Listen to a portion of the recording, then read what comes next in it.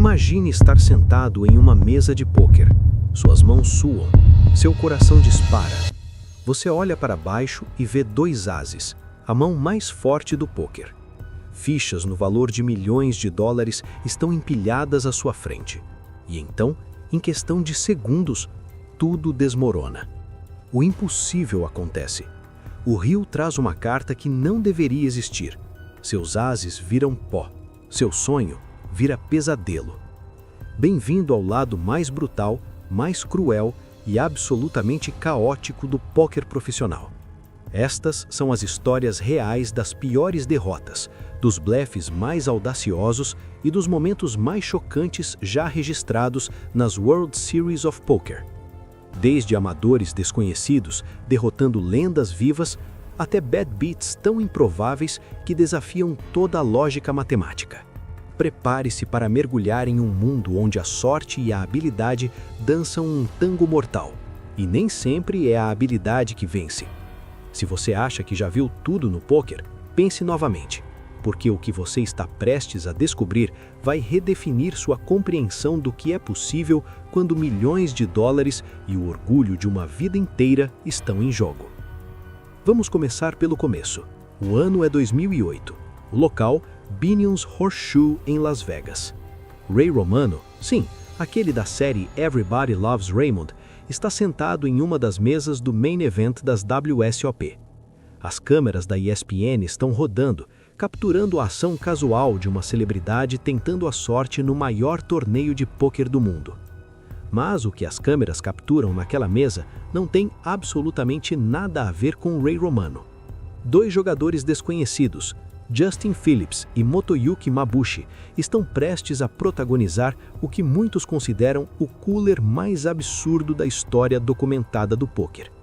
Um cooler, para quem não conhece o termo, é quando 2 jogadores fazem mãos monstruosas, tão fortes que é matematicamente impossível dar fold, e, inevitavelmente, todo o dinheiro vai para o meio da mesa. Alguém vai ganhar uma fortuna, alguém vai perder tudo. Justin Phillips estava usando uma regata, fones de ouvido e tinha uma lata de Mountain Dew e um iPad Nano azul na frente dele. Era 2008, lembre-se. Motoyuki Mabuchi, jogador profissional japonês, estava do outro lado da mesa, focado, experiente, calculista. Quando as câmeras chegam à mesa, o rio já tinha caído. O board, as 5 cartas comunitárias, mostrava algo que parece saído de um filme mal escrito de Hollywood. As de copas, 9 de paus, dama de ouros, 10 de ouros e as de ouros. Mabuchi, em posição intermediária, dá check. Phillips, com uma calma quase perturbante, faz uma aposta. E então, Mabuchi, em um movimento que selaria seu destino, proclama alto e bom som: Gamble. Ele empurra suas fichas agressivamente para o meio da mesa em um all-in confiante. Phillips nem hesita, snap call, chamada instantânea.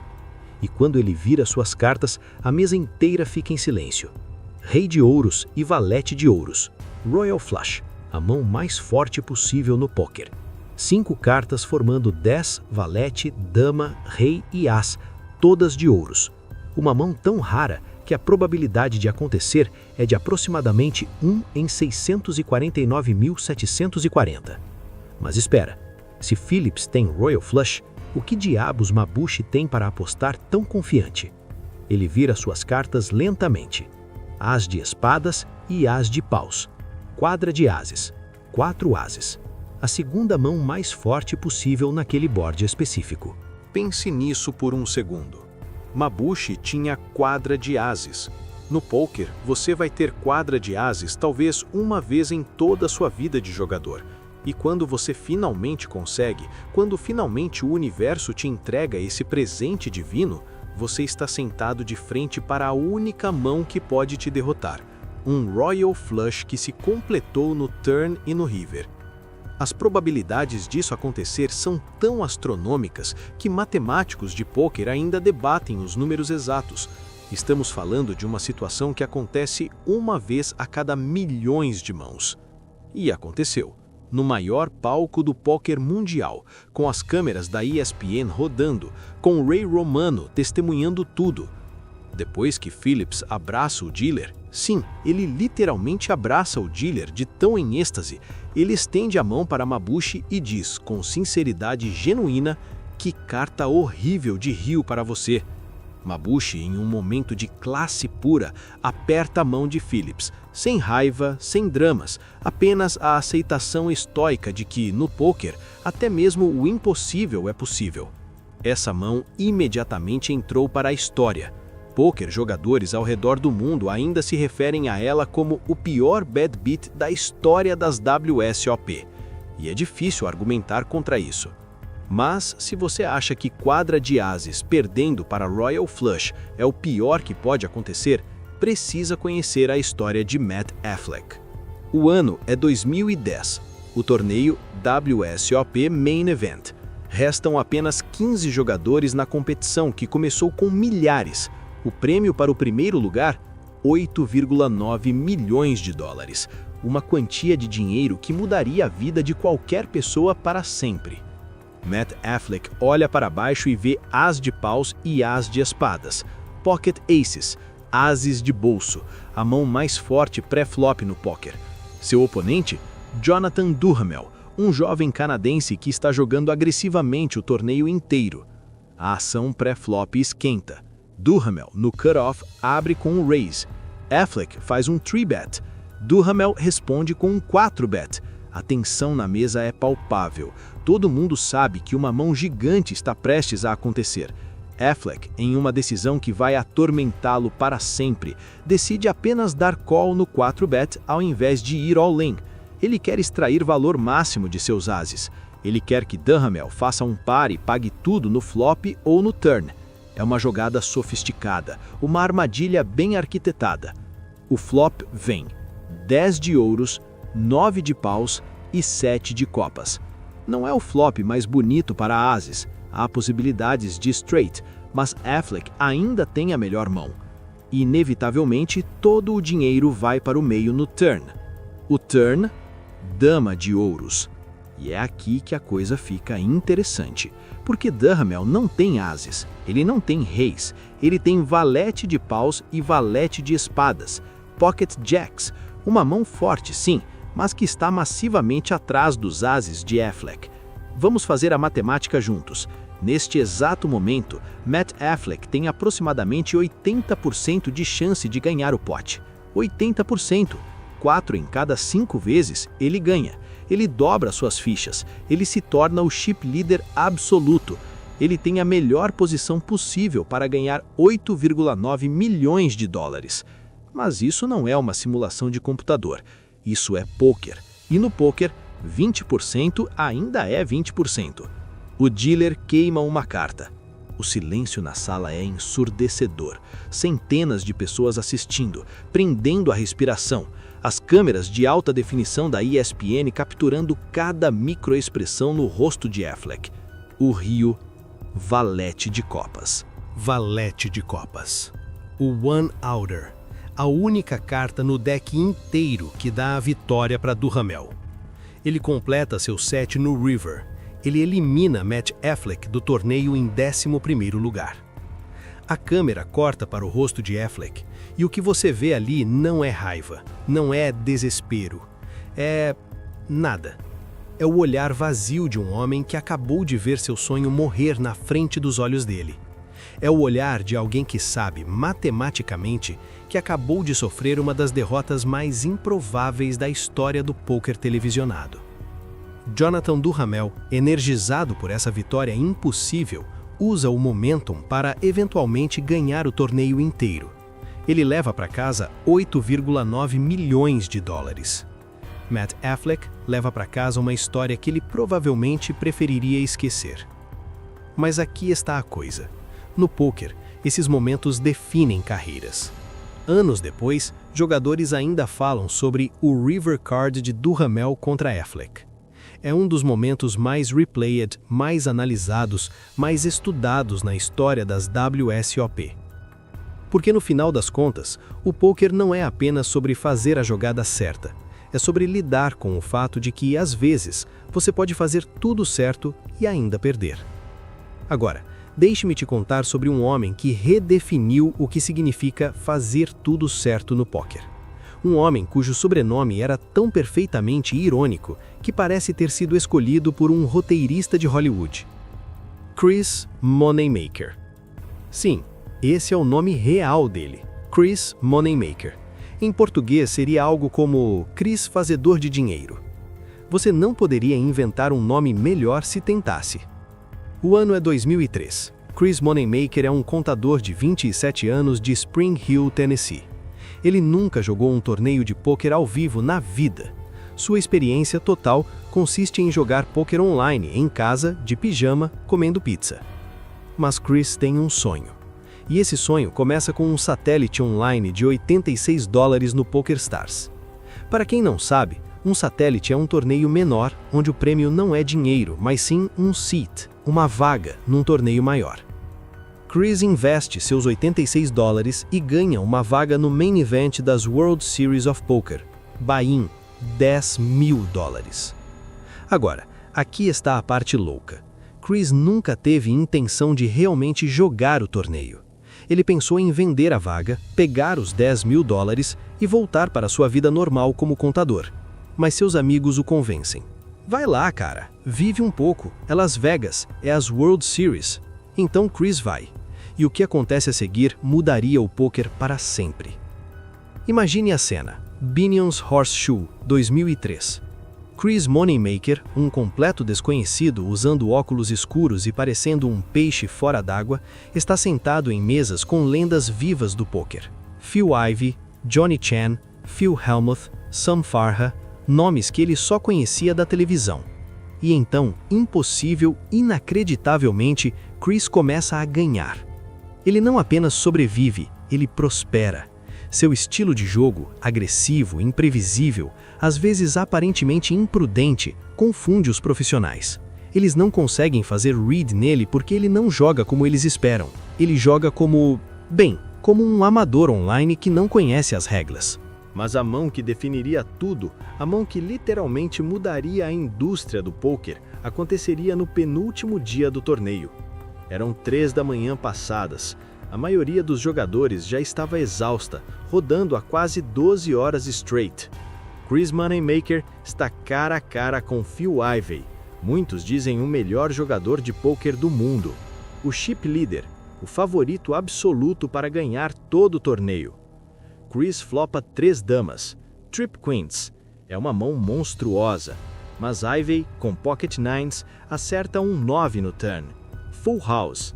Nines full of queens. Ivey está em êxtase. Ele sabe que acabou de fazer a mão vencedora. Ele vai all-in com confiança. Chris, sem hesitar, chama. E aqui é onde o destino intervém. O river traz um as. E Chris tinha começado a mão com ace-queen. Ele agora tem aces full of queens. Um full house maior. Ele elimina Phil Ivey, o melhor jogador do mundo, em 10º lugar. A mesa explode. Chris está quase em descrença. Ele acabou de dar um bad beat em Phil Ivey na maior etapa do pôquer mundial. Mas a mão que realmente importa, a mão que toda pessoa que estuda pôquer conhece, ainda estava por vir. Fast forward para Heads Up. Apenas 2 jogadores restam, Chris Moneymaker e Sam Farha. Sam Farha é a personificação do professional gambler de Las Vegas. Libanês de nascimento, ele cresceu em Houston, mas fez sua fama nas salas de pôquer de Las Vegas. Sempre com um charuto não aceso na boca. Confiante, relaxado, um homem que já viu tudo. Do outro lado da mesa, Chris Moneymaker, o contador de Tennessee que não deveria estar ali. Os blinds estão em 20 mil para 40 mil, com ante de 5 mil. Chris tem 4,6 milhões em fichas. Sam tem 3,7 milhões. É um duelo equilibrado, mas todos sabem que a experiência favorece Farha. E então acontece a mão. Chris levanta pré-flop para 100 mil com rei de espadas e 7 de copas. King 7 offsuit, uma mão marginal, especialmente heads up.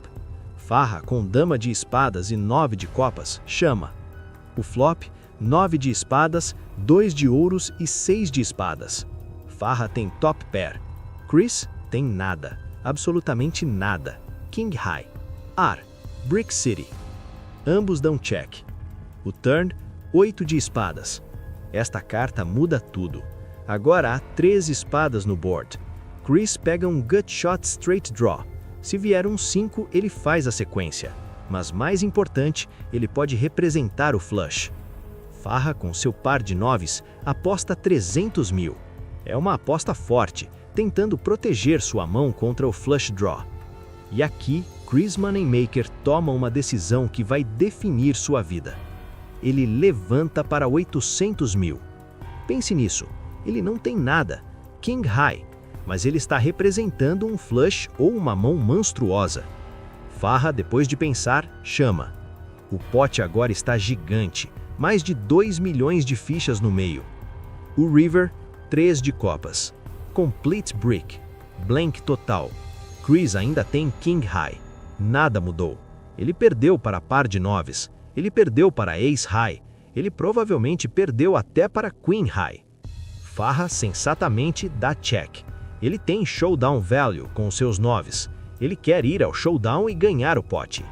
Chris tem 2 opções. Check, vá ao showdown com King High, perca o pote gigante e lide com o fato de que desperdiçou milhões de fichas em um blefe maluco.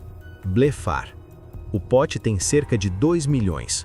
Chris tem aproximadamente 1 milhão sobrando. Se ele blefar e for pego, seu stack fica criticamente baixo. Chris pega suas fichas, olha para Farha e pronuncia as palavras mágicas. All in. Ele empurra tudo para o meio. E então faz algo que tinha visto Phil Hellmuth fazer uma vez na TV. Coloca os punhos sobre a boca e fica completamente imóvel. Estátua. Poker face absoluto.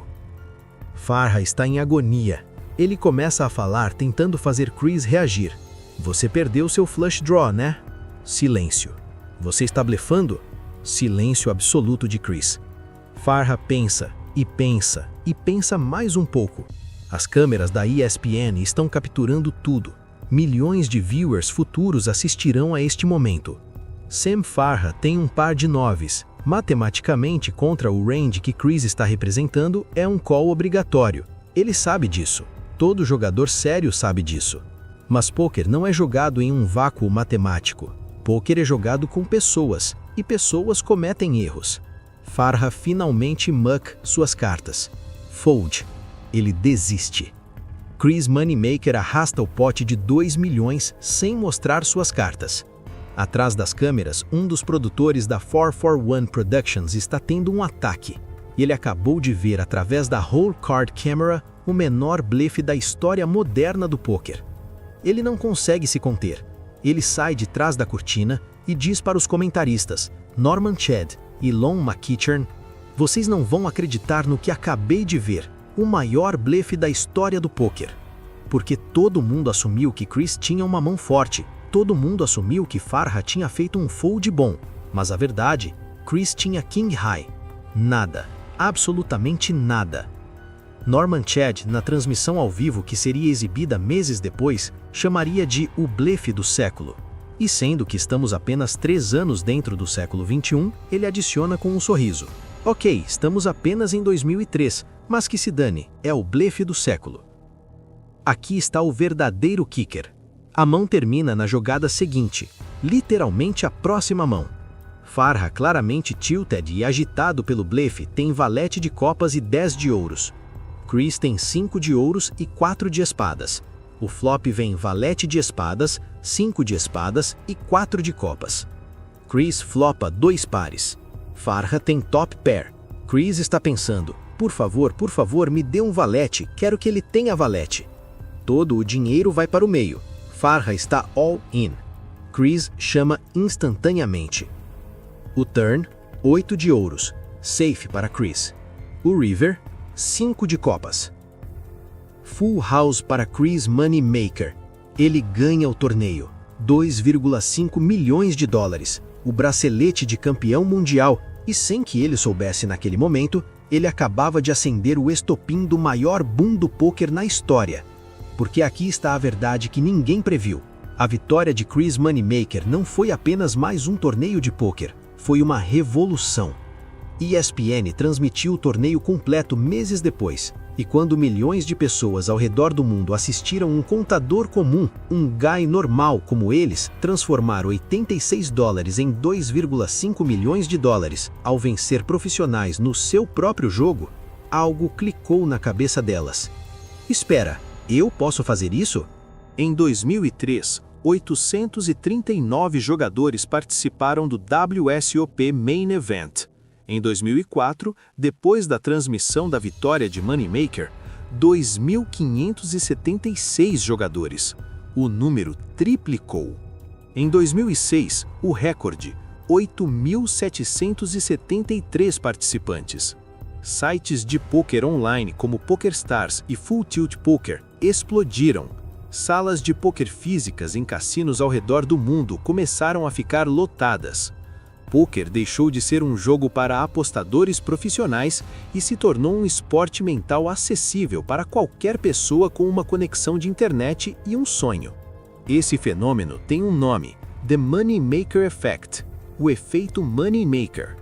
E tudo começou com um blefe de King High contra um par de noves. Anos depois, em entrevistas, Chris Moneymaker refletiria sobre aquele momento. Sempre que tenho um bad beat ou algo ruim acontece comigo no poker, eu penso naquela mão contra o Ivy, acertar o as no river, ou naquele blefe contra a farra. E tudo fica melhor, porque eu fui sortudo, incrivelmente sortudo. Sam Farha, por outro lado, tem uma visão diferente. Em uma entrevista, ele disse com seu humor característico: "Foi o pior blefe do ano, mas funcionou por uma razão. Eu me blefei para fora do pote sozinho." Ele reconhece que matematicamente deveria ter dado call, mas no calor do momento, com milhões em jogo e um desconhecido do outro lado da mesa que tinha jogado agressivamente o torneio inteiro, ele não conseguiu apertar o gatilho. E é exatamente isso que torna o poker tão brutal, tão belo, tão absolutamente caótico. Você pode fazer tudo certo e perder. Você pode fazer tudo errado e ganhar. Matt Affleck fez tudo certo com seus ases e levou um one-outer. Chris Moneymaker blefou com King High e se tornou uma lenda. Motoyuki Mabuchi fez quadra de ases, a segunda melhor mão possível, e foi eliminado por um Royal Flush que tinha chance de 1 em 649.740 de acontecer. Mas tem mais histórias, porque se você acha que já viu caos, deixe-me te apresentar ao Daniel Negreanu em 2008. Daniel Negreanu é um dos rostos mais conhecidos do poker mundial. Canadense, carismático, extremamente comunicativo, ele é o oposto do poker player sério e silencioso. Kid Poker, como é conhecido, tem 6 braceletes das WSOP e ganhou dezenas de milhões de dólares ao longo da carreira. E em 2008, no European Poker Event Main Event em Monte Carlo, ele estava com tudo. Restavam 4 jogadores. Daniel acorda com dama de espadas e dama de paus under the gun, pocket queens, uma mão premium. Ele decide fazer all-in, colocando pressão máxima nos oponentes. Johnny Layden, com o menor stack da mesa, olha para baixo e vê 9 de ouros e 9 de paus, pocket nines. Em qualquer outro cenário, contra um all-in, nines são um fold fácil. Mas Johnny está short-stacked. Ele precisa dobrar suas fichas ou morrer tentando. Ele chama. Daniel vira suas queens. Johnny vira seus nines. E matematicamente está acabado. Daniel tem aproximadamente 82% de equity. Johnny tem 18%.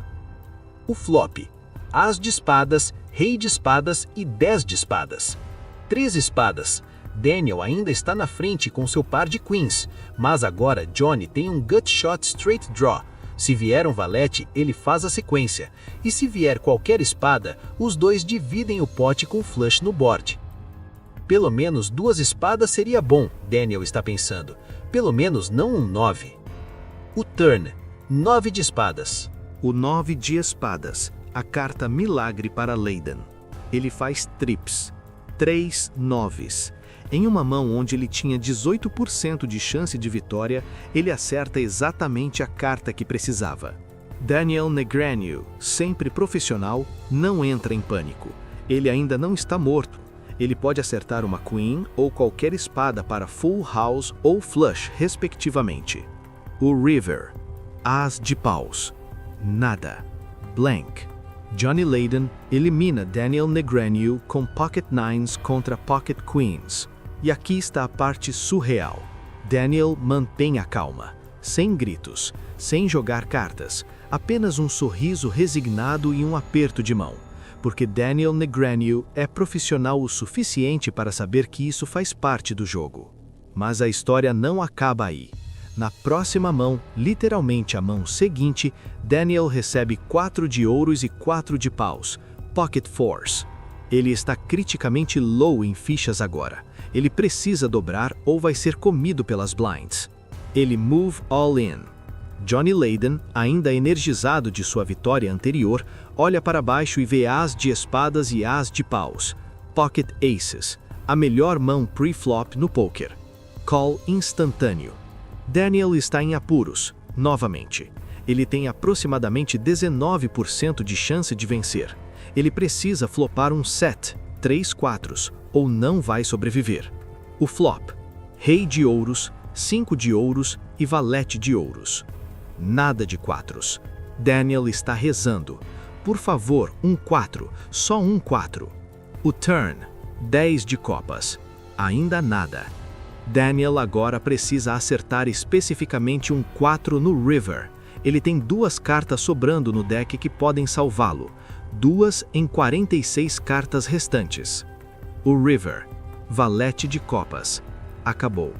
Daniel Negreanu é eliminado do torneio em 2 mãos consecutivas. Primeiro, perdendo com Queens contra Nines. Segundo, perdendo com Fours contra Aces. Em entrevistas posteriores, Daniel falaria sobre essas mãos com o humor que o caracteriza. Cara, eu tive Queens contra Nines, eu era favorito massivo e perdi. Daí, na próxima mão, eu tenho Fours contra Aces e, surpresa, também perco. Às vezes o poker é assim. Mas deixe eu contar sobre o momento mais estatisticamente improvável bad beat já registrado nas World Series of Poker. E não estou falando do Quad Aces vs Royal Flush. Estou falando de Bryce Yockey, em 2019. O evento WSOP Poker Players Championship. Buy-in $50 mil. Esta não é para amadores, é para a elite absoluta do poker. O jogo Limit 2-7 Triple Draw, um tipo de poker completamente diferente do Texas Hold'em.